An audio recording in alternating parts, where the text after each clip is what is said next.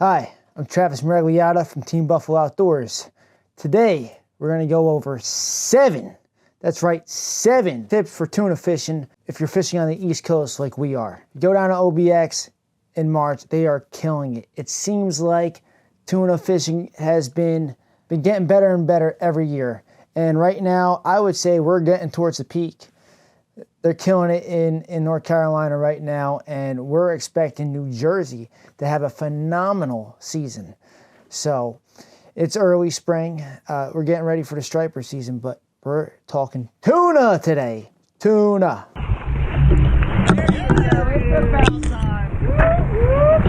Stripers? No. Tuna? Yes.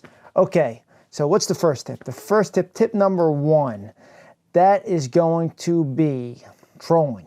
Okay, the first tip we're going to go trolling, and that is to actually troll at a faster speed than what you're used to. So let's troll at 5.5 knots, and if you're not hitting them, okay, go up to 6.2 before you go down. All right, so you're going to go faster before you try slower. All right, so that's my first tip. Tuna are fast fish, and they are looking for commotion. They are looking for speed. And, you know, what is the best lure in the ocean? That is your boat, okay? So if you want to go get the fish, you know, your boat actually, when you're trolling, yet you're spread out, you know, your boat is going to give that action. Hey, we got to come up here. We got to, you know, it's feeding time. Tip number 2 is going to be what colors that work. All right, color number 1 is going to be purple. Purple with green. All right, not green with purple, purple with green, and then white is always right when it comes to fishing when in doubt. And that's for the artificials. Now, what happens if we're fishing bait? Okay, ballyhoo. Ballyhoo, you want to wire the mouth shut. Okay, you want the bait going side by side. Okay, you don't want them going in a circle, side by side, looking natural. Okay, that's why you wire your ballyhoo or your sardine shut. In fishing, it's all about presentation. With the ballyhoo, you want to use a lighter head weight so they can swim better. So always try to go lighter. It doesn't matter if you're, all right, hey, you want to sink them down, you let them sink down by your speed, not by the weight. What is the 4th tip? Hit them in the morning. That means sunrise. Why? I'm gonna tell you why. Because you want to hit the sand eels in the morning. I'm gonna tell you why. Because the sand eels come up at night. They're chilling there. All right. As soon as that sun peaks up, the algae releases this.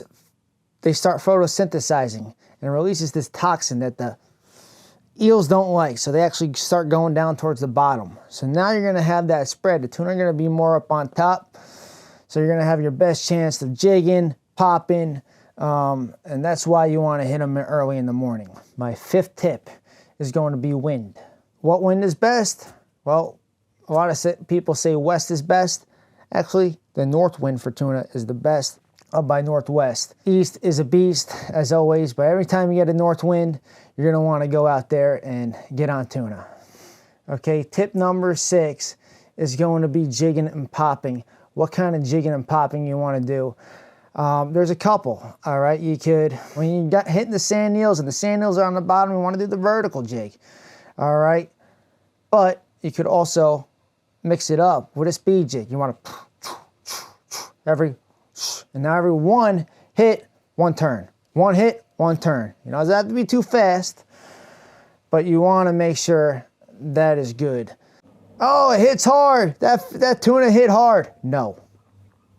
Let me tell you something. You got to give out a little short, like that. Set that hook. Make sure you set as soon as it hits. As soon as you pick up that rod and they're done with the run.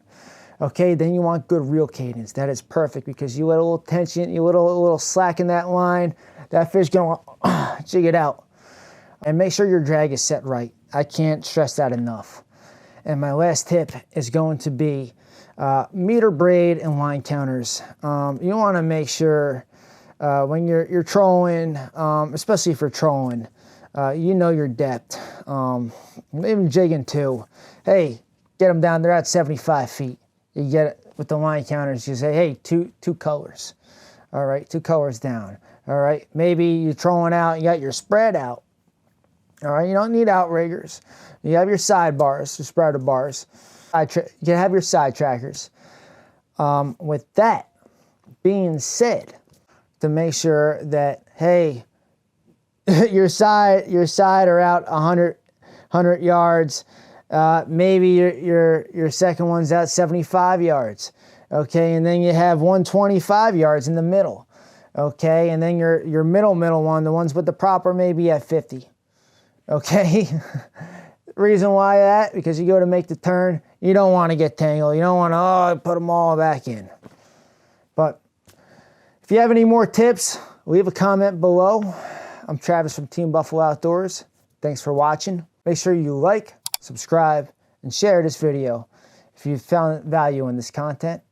And we'll see you on the next one.